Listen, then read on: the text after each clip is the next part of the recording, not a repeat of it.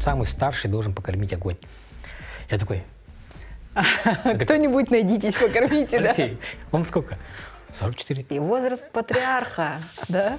А можно же так представлять? Алексей Павлов, патриарх якутской фотографии. Ну, не знаю. Все-таки... Алексей Владимирович. Язычники все-таки. Ну, как бы. И, значит, не положено. Да, не положено, да. А как тогда? Тогда скромно отец. Я отец, да. Праотец. Праотец якутской фотографии. Праотец якутской фотографии. Алексей Павлов родился и вырос в Якутске. Первое высшее образование получил в Томском университете систем управления и радиоэлектроники, второе в Московской школе кино по специальности операторское искусство. Долгое время совмещал работу в управлении федерального казначейства с любимым хобби – фотографией.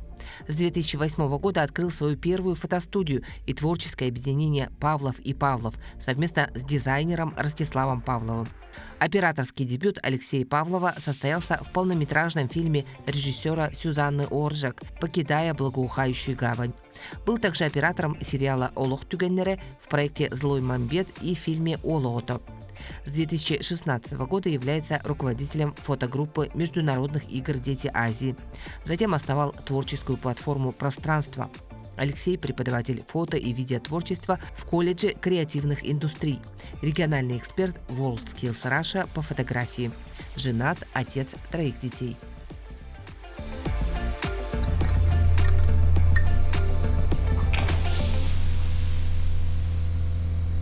Алексей, рада вас видеть. Спасибо, Привет. что нашли время в своем плотном графике. Ну, кстати, привет, говорит демократичный Алексей. Работаешь с молодежью и привык общаться со всеми на «ты». Да, у меня возраст такой, где-то 30 лет, я, по-моему, внутри себя. Потому что у меня в основном окружают ребята, которые 26, там, 25, вот такого плана. Поэтому я как будто бы вот в этом возрасте и застрял. И когда где-то вот на одной съемочке мы приехали к большой командой и сказали, вот самый старший должен покормить огонь. Я такой...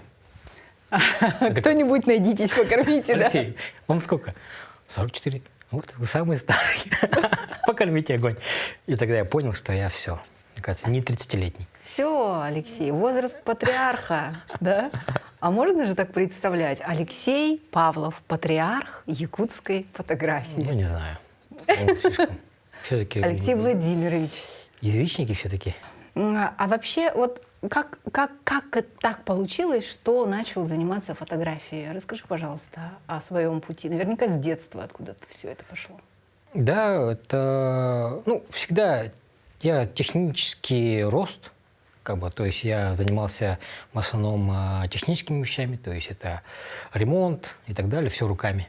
Вот, у меня вот творчества не хватало. И когда я прикоснулся к фотоаппарату и красоте этому, меня туда затянуло, и я вот с 2003 года только и делаю, что фотографирую. То есть в 2003 году впервые начал фотографировать? Да, там же все-таки, это же техника, фотоаппарат. Вот это, и до сих пор у меня очень много техники, так много, что я даже открыл рентал и арендую эту технику, потому что за годы всего накопилось. И вот, то есть я и не ушел с техники, но туда привнес, получается, вот как хобби, да, фотография стала. Вот.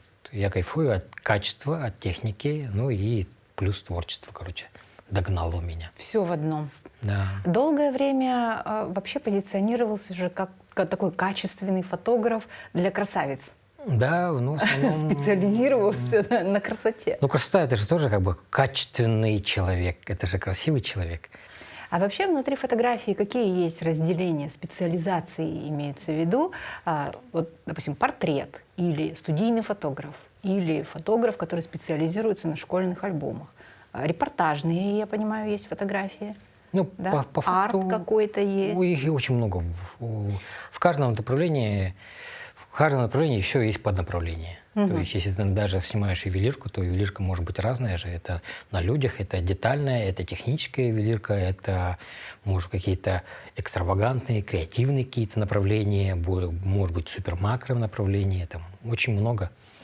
Внутри каждого, даже портреты, они разные, студийные, уличные, репортажные, они отличаются от Ну, по всем направлениям А вот те фотографии, которые выставляются в музеях, это, как правило, какие фотографии, к какому направлению принадлежат? Ну, это как бы художественные работы в основном выставляются.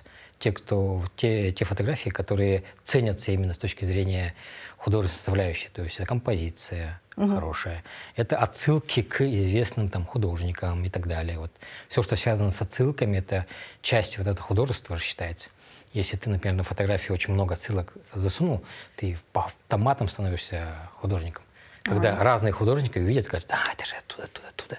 Значит, все, человек уже... И это уже искусство. Это уже тема искусства начинается. Узкого круга людей. Вообще, это же тонкая очень грань, где заканчивается ремесло, если учитывать, что фотография — это навык, и там оценка мастерства в основном идет, навыковая такая история, да? Это ремесло. И есть искусство. Вот где это заканчивается, начинается другое? Ну, как бы любое творчество превращается в навык, если оно повсеместное. То есть если его очень много, то она превращается в любой креатив, умноженный на 1000, это просто бытовая работа. А в каком из направлений ты себя более уверенно ощущаешь? Ты бы вот как себя охарактеризовал, если бы тебе сказали: ну вот назови свои основные направления реализации творческой? Если в одном направлении долго работать, то можно выгореть легко. Так. Поэтому я же, например, вот спортом занимаюсь, точнее, не сам физически, а снимаю спорт. Вот «Дети Азии» 2012 года, официальный фотограф. Там репортаж. Вот. Там репортаж идет. Плюс там не только художественный репортаж идет дополнительно. Плюс мне нравится, например, снимать просто документалистику среди дома и так далее. Поэтому маленький фотоаппарат я с собой таскаю и там снимаю, да. Плюс я кайфую от студийной съемки, потому что там свет и так далее. Я как художник сам творю. Вот. Обожаю креатив, рекламные съемки. В принципе, везде есть те направления, в котором как бы вот сейчас так, маленько выиграл в другом направлении. И фотография, она же такая. Одно время я же еще свадьбы снимал очень много. Это другое направление. Да. Вот. И вот, получается, маешься с одного к другому для того, чтобы не выгореть. Если заниматься только одним, то это становится ремеслом. Между этим же есть операторская работа. Да. И, допустим, работа в кино. Ну, я же дипломированный оператор, Да. закончил Московскую школу кино. Вот, снял полный метр. Ну и порядка 4-5 короткометражных фильмов. Вот. Я все-таки хочу возвратиться в кино. Вот. В данный момент тоже вот, я себя больше нашел как рекламный фотограф. Я, точнее, оператор. Снимаю рекламные ролики же. Там социальные ролики. Грубо говоря, за прошлый год сколько я снял? Около 100, по-моему, роликов. Тоже там, по-моему, и оператор, и режиссер, и монтажер в одном лице. Да. Да? Ну, нет, сейчас я Нет. пытаюсь это все разделить, чтобы работать в команде. Мы-то уже работаем в пространстве продакшн в команде. Вот. Все это масштабировать. Вот, потому что в одного-то, конечно, очень сложно, и выгораешь часто. А если ты работаешь в команде, то у нас там 3 команды, которые одновременно могут в 3 съемки делать в день, например. Ну, можно сказать, что вот, при том, что ты прекрасный фотограф, прекрасный оператор и прекрасный такой вот хардовый ремесленник, да, руками сам делаешь, умеешь, и это здорово получается. Спасибо. Плюс ты же организатор процессов, да? Ты на самом деле организовал же целую индустрию, как-то по-другому реорганизовал. То есть если до этого наша индустрия фотографии — это были отдельные ремесленники, которые каждый для себя работал, иногда они объединялись по парам, например, в одной студии, но не более того. А ты создал целую творческую платформу, пространство, вокруг которой вьется молодежь креативная. По факту я-то хотел объединить вокруг экспертов молодежь, которая тянется к этим экспертам для того, чтобы развивать молодежь. Вот за счет этого сейчас креатив сильно развивается, за счет того, что есть молодые ребята, у которых нет ничего, ну, как бы своего технического, но они вот с помощью там, ресурсов, пространствовских и так далее, они делают коллабы, делают такие вещи, и поэтому вот медиа, оно само совокупно развивается. Почему задумывалась? Оно разве по факту не так? Ну, по факту такое, но для меня оно не так много молодых ребят как бы проходит что-то. Мне как бы я еще не выстроил вот эту систему, экосистему такую, чтобы каждый раз мы искали новых ребят, и каждый раз мы могли вот что-то вот наверх их поднимать. Ой, У нас нету... потребности рынка разве могут обеспечить вот такой поток? Ну, по идее, это творцы и крутые ребята не появляются каждый день. Да, Как бы их же надо смотреть. И вот у нас, получается, нету вот этой системы, которая бы искала бы молодых, талантливых ребят. Ну, мне кажется, ты немножко к себе несправедлив, потому что вы же вырастили буквально Ксению Береговую, да, Сергей Шарин. То у вас... Но это же можно еще сильнее сделать, еще масштабнее. Ну, это жадничаешь. Ты просто жадничаешь просто. А так, на самом деле, большую работу же вы проводите. Кондратьев Антон, вот, допустим, из последних ваших звезд. Почему Роман Гридинский, вот последний, Сулус, вот звезда наша. Ну вот это даже те, которых я не знаю. Так что нормально у вас все в этом смысле. Все-таки хотелось бы... А кем ты мечтал стать в детстве? Скажи, что ты хотел быть я хотел быть дизайнером автомобилей. А? Как это? Ну, в Toyota работать? Я собирал раньше была жвачка Турбо. Да. Да, и были наклейки, фантики, как бы вкладыши. И вот я вообще кайфовал от этого, и у меня их целая, до сих пор где-то валяется вот такая стопка машин. Я вообще кайфовал от дизайна машин и всячески рисовал собственный дизайн и хотел стать дизайнером вот именно автомобилей. Вау. Это где-то 9-10 класс. А как получилось так, что в итоге фотография оказалась? Ну вот. Как-то так. Нет, как бы фотография, она уже как бы мне передали, когда я начал работать в управлении федерального казначейства. Вот. Стесняюсь спросить, кем? Ведущим специалистом. Ну, специалистом первой категории сначала. Вот, в технический отдел. Вот, где структурированы кабельные сети, там, видеонаблюдение, вот это все было. И мне дали вот этот фотоаппарат, сказали, вот мероприятие сними, потому что ты самый молодой, и все не хотят снимать, короче, на тебе. Это как некая буза. И я начал снимать. Корпоративные отчеты, да? Да, вот эти поздравления. Да. там. Для пресс-релизов. Да, типа такого. Первый репортаж был сделан тогда. Да, там фотоаппарат с сейфа доставали, мне отдавали, я снимал, приносил, отдавал. Потом 1 мая мы вышли на парад, мы снимали это все, и потом я такой фотоаппарат тоже начальнику отдал, начальник такой, давай в понедельник возвращай, мне неохота ехать обратно в офис. Я такой, отлично. Ну и поехал в деревню, поснимал и кайфанул от фотографий, которые я сделал, не офисных, да, и после этого я начал как бы частенько брать выходные и снимать, и тем самым стал фотографом. По факту стал фотографом за счет того, что обязали быть фотографом. А скажи, пожалуйста, вот на мой сугубо обывательский взгляд, сегодня так выросла оптика у обычных смартфонов, что как будто бы каждый себе может быть фотографом. При этом все равно вы упорно продолжаете пользоваться специальной техникой, да, фотоаппаратами, причем такие дорогостоящие они и так далее. Почему смартфоны не работают? Они работают, они же закрыли определенную потребность постоянного контента.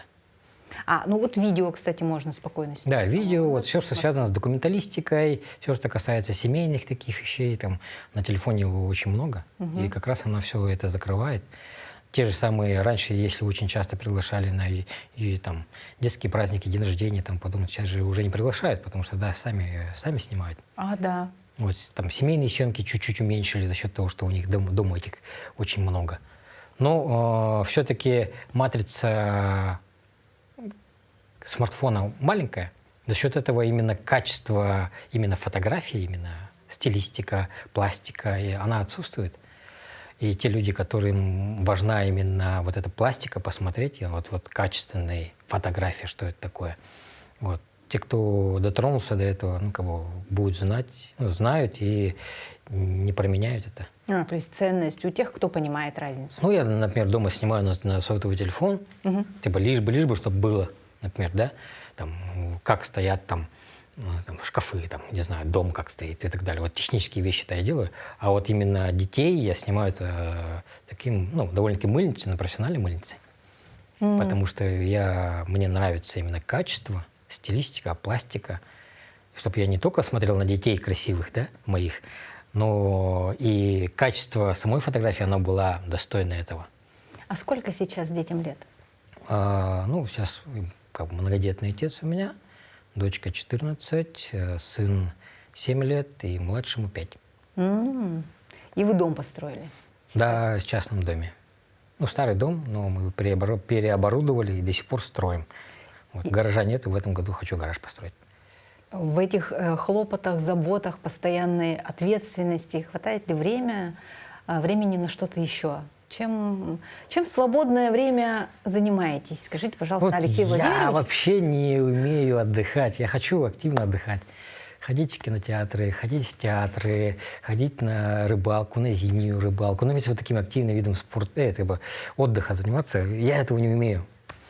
Я это не умею, я прихожу домой, просто лежу, либо что-то делаю там, или переключаюсь. Что-нибудь строю, что-нибудь ремонтирую? Да, что-то строю, ремонтирую, снимаю видео, фото делаю, куда-то вот выезжаю, там, в зоопарк приехал, там, и все. У меня там ограничения, я не умею отдыхать, я хочу отдыхать, научиться.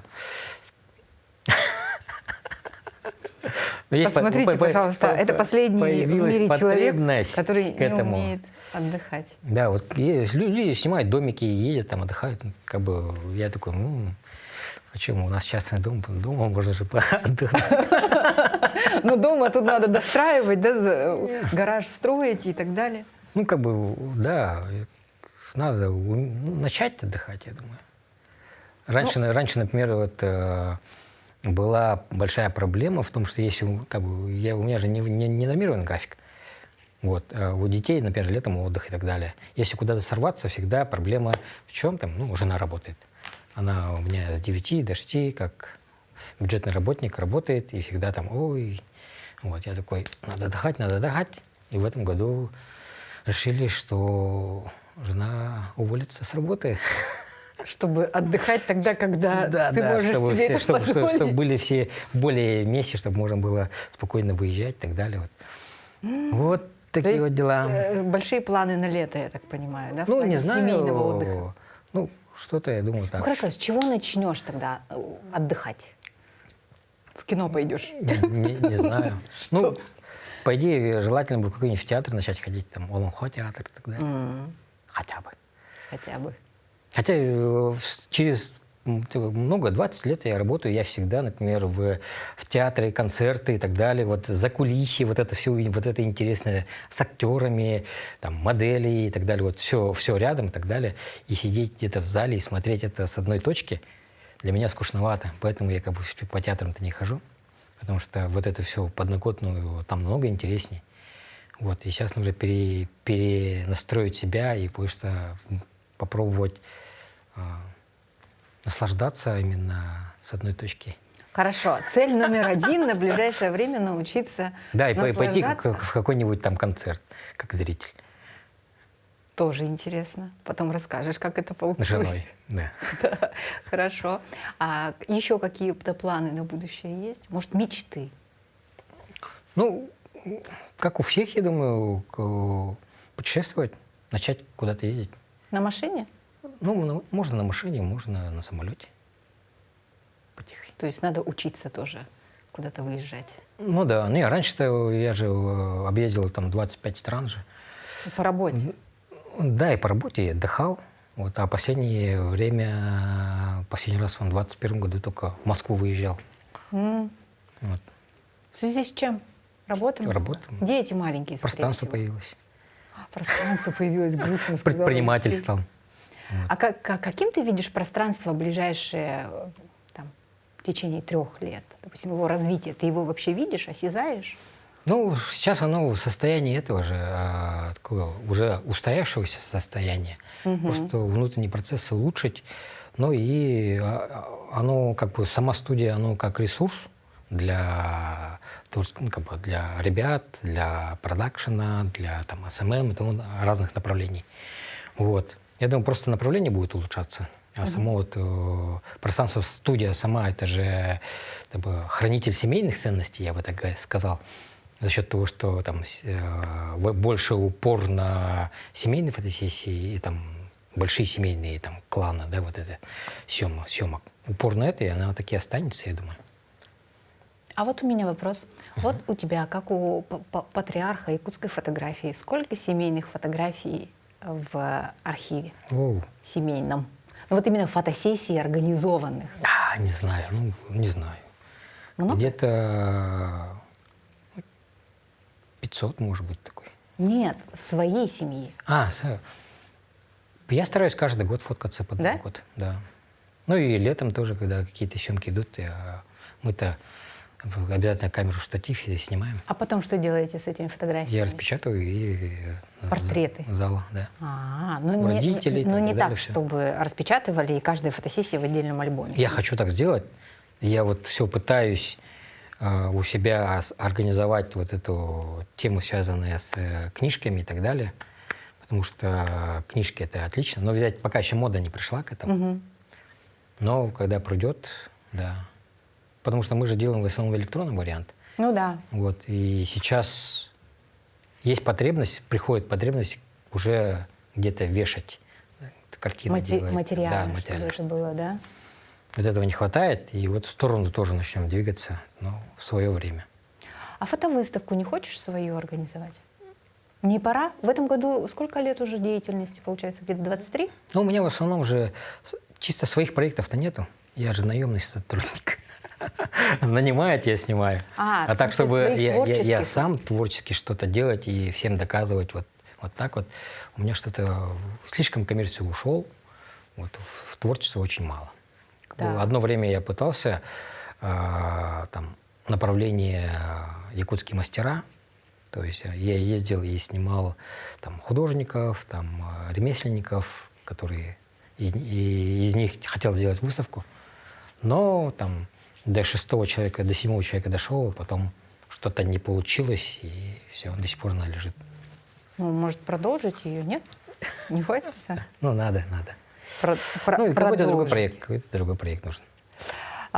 Больше 20 лет деятельности, это для тебя что? Это для тебя какая-то значимая веха? Она тебе изменила вот ощущение того, что вот я уже столько лет Ну, не знаю, это являюсь? для меня, например, какая-то гордость, по-моему. В плане того, что в течение 20 лет я же один из лучших считаюсь. Ну, да. Ну, Да. и до сих пор идут съемки, до сих пор меня приглашают там. Востребованный. И востребованный. И поэтому для меня это маленько гордо. Свои... Ну, значит, эту веху же надо как-то отметить для себя. Ну, надо что-то сделать. Ну, я не люблю большие праздники, поэтому я же скромно. Я скромно себе скажу: Алексей, я молодец. Да. И все. Да? А что тебе дарит вдохновение? Скажи, пожалуйста. Это вдохновение от всего. Там, это же посмотрел кино, там, посмотрел какой-то там рилс или шортс, увидел человека, увидел, например, какую-то красоту какую-то. Вот, и берешь и вдохновляешься. В принципе, можно заставить себя вдохновиться. Можно, да? Да. Музу не надо ждать, можно ее это. Ну, музыка Сюда. в основном это же типа, когда, не знаю, как сказать, есть... Вот давно я ни музыку не ловил. Хотя бывают моменты, когда прям очень-очень хочешь снимать. Например, вот я хочу, например, особенно когда какое-то что-то покупаешь, Новое. да, что-то новое, тебе хочется это использовать, что-то снять, попробовать. Вот тогда муза появляется. Ну такое довольно-таки прагматичное отношение к музе, честно. Ну да, у вас. это с точки зрения там, техники. Да, может быть, человек, например, очень красивый человек, хочется поснимать, например.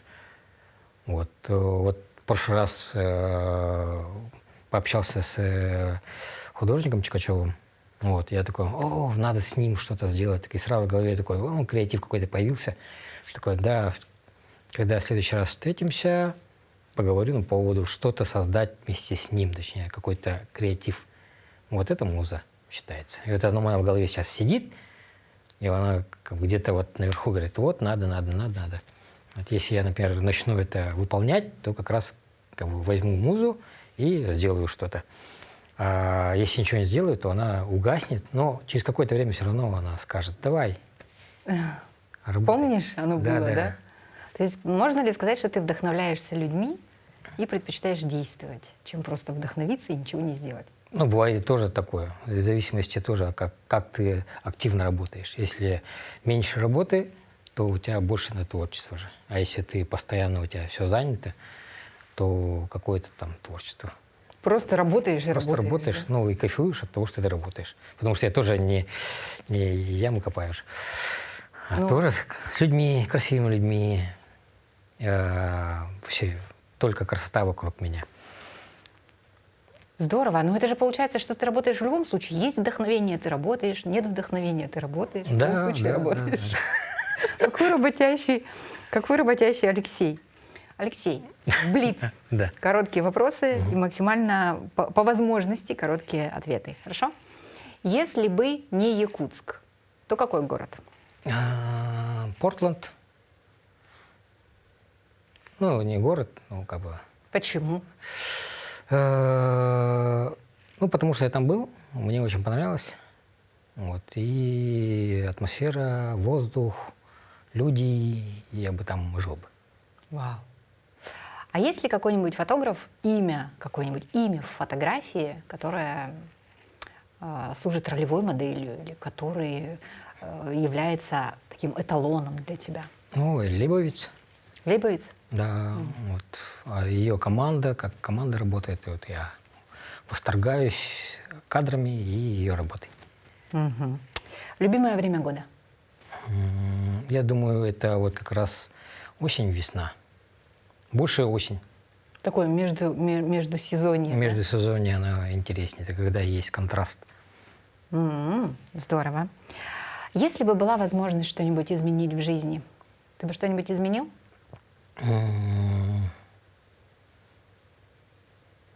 Не знаю. Ну, может быть, раньше бы постарался бы детей бы сделать. И все. А не в 40.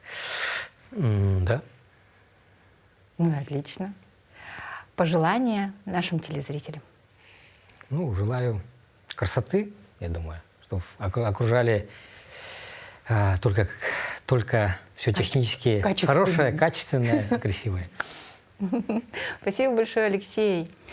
Продолжайте радовать нас своим творчеством, Спасибо. вдохновлять и дарить нам качественные фотографии, качественные, Контент. памятные моменты. И контент тоже, кстати. Да. Спасибо, что пришел. Спасибо, что позвали.